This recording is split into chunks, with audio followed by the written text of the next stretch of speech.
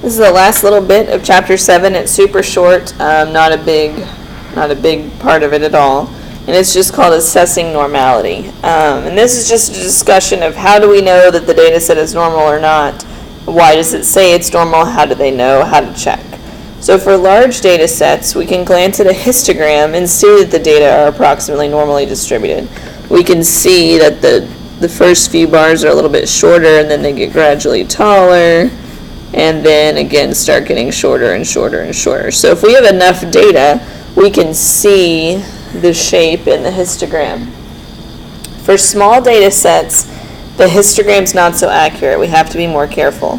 We use what's called a normal probability plot to determine if a small data set is approximately normal. And what we consider small, we consider the data set small if the sample size is less than 30.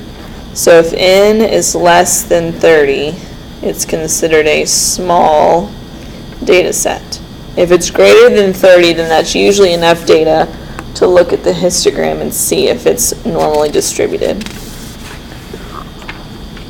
So the textbook goes through this entire process of computing this little value called f, using this little weird adjustment and this index value, and it's a little confusing and in my opinion very unnecessary. And what it does is it corresponds to a z-score. It relates f to a z-score, and we plot the observed values against their z-scores on the axis. So our plot is going to have the expected z-scores against the observed values. This is really where we're focusing our attention. How we get there is not that important. I'm not going to make you do this by hand, nor is your homework. What I want you to see is what the plot looks like and what we're looking for from that plot. So the book does have a quick example. It has 6 scores. It's a finishing times for a particular dog in 6 races. So they only have 6 scores, different times that the dog took to run the race. And since they only have 6, that's not enough to really look at a histogram. So they list them from least to greatest, giving each one what's called an index. They calculate this weird f value, which are these very strange numbers. Using those numbers, they get what's called an expected z-score. Now again, I don't expect you to be able to do that. It will already all be done for you. But we're going to plot the observed value on the x-axis and the expected z-score on the y-axis. That's the part that's important. This f value you can just kind of ignore. I don't really want you to stress about how to get there. We're going to plot the observed values against the expected z-scores. So this is what happens. You look at the vertical axis and it looks a little funny because 0 is going to be in the middle. Remember how z-scores go from about -3 to +3 with 0 in the middle. And then you have your particular values for the exact example. So the observed values for the chart, these numbers, are along the horizontal. Remember, this is the x-axis. And the z-scores are along the y-axis. Now, some of these z-scores are negative and some of them are positive. And that corresponds with the bell curve. So, let's see if I can explain this. The shorter times should correspond with lower z-scores. So if you had a faster time, you should be on a lower z-score, which it is. And then as your times increase, the middle times should correspond with the middle z-scores. So you'll notice the times in the middle are right around the middle of the z-scores.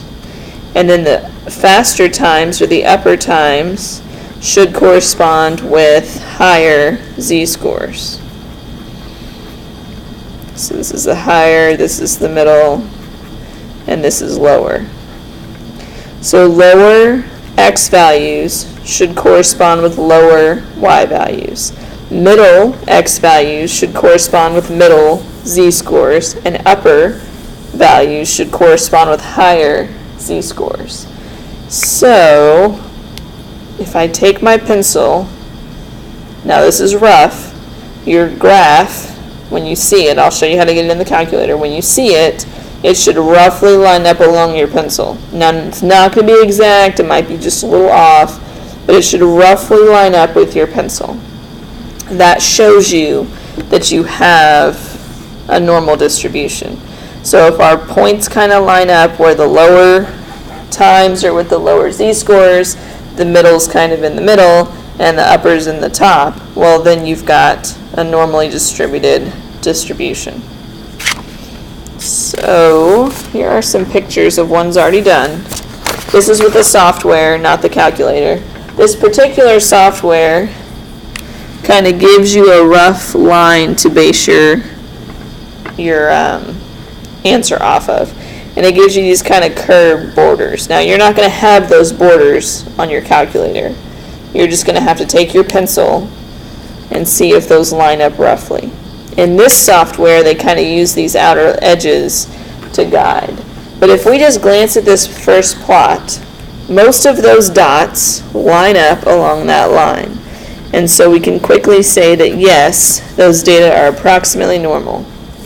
The second one, it should be very clear that you've got this big arched curve going on, and these points do not line up on a straight line. If I put my pencil down, now this is kind of wide, but if you put a thin pencil down, they're pretty far off.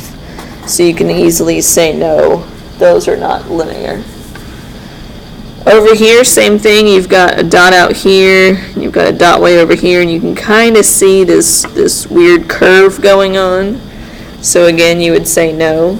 And then this last one, all these dots are roughly evenly balanced over that middle line. And so you can say yes. Now I have so many students that go crazy with this and really overdo this. It is just a glance. If you glance, answer yes or no. Glance, answer yes or no. It is not a calculation. It is not precise. You just glance. Does that look like it's in a straight line? Yes or no. Does that look like it's in a straight line? Yes or no. It's a very quick decision. Do not over-analyze it. So, for our purposes, we do not have to do any of this by hand. The textbook goes through the calculator steps. We're going to put our raw data in L1, and we're going to look at a special plot. So let's do this with this example I pulled from the book. So this is number 10 from the textbook in section 7.3. So you go to Stat Edit, clear out anything that's still in there, and get to L1. So Stat Edit L1. We're going to put all of these values that we see for hours of watching television into L1. So we have 36.1, 30.5, 2.9. Just keep typing them all in. Watch your decimals. I'll give you a minute as I type them all in. Again, do this with me. Don't just watch, so that you know that your calculator works and you can get the same picture I'm getting. So definitely type these in. Even if you have to pause the video, get all of these typed in and follow along with me, not just watching me. Make sure to put 0 in. Don't skip it. Don't forget about that 0. That will make a big difference. So we're putting in all of these values.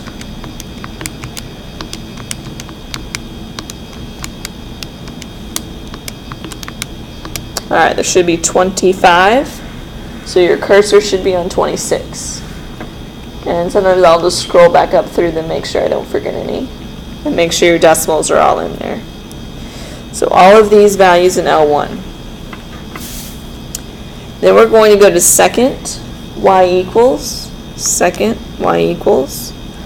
Hit enter, turn plot 1 on, it might already be on, make sure on is black and flashing. Then for type, you're going to go over to the last picture. Use your over arrow 6 times to get to that very last picture. I know it's not much to see, but it's that very last option. So you go all the way over to the last grid. It looks a lot like the first 2, but we want that very last one. That is the normal probability plot. Our data are in L1, and we're going to put them on the x-axis, so don't change any of that. The mark we're going to use, I like the box or the plus. that little tiny dot is going to be very frustrating. So I just keep everything the same. And remember, when we want to see something in our calculator, when we want to see a box plot or a histogram or anything else, we hit zoom 9. So zoom is in the middle, option 9. And there we have it. Again, we're looking for the lower values to be lower on the y-axis, the middle values to be roughly in the middle, and the upper values to be at the top of the y-axis. So we're looking for a roughly straight line. Students overdo the pencil test. You should be able to cover up all the points with your pencil. If one is barely scooched out, don't stress. Just, again, we're looking for a roughly linear pattern. So I believe, oh no, thought I had plotted it. I guess I do not. So when we see this, we're just looking for that straight line. If it's straight, we can say that they're normally distributed. If it is not straight, then we would say they are not normally distributed. It will be very obvious if they're not. It will be super curved or way skewed, definitely off, very not straight if it's not supposed to be. All right, that finishes Chapter 7, which concludes Unit 3. Please take your time and make sure you fully understand Chapter 7 because it will carry on to Chapters 8, 9, and 10.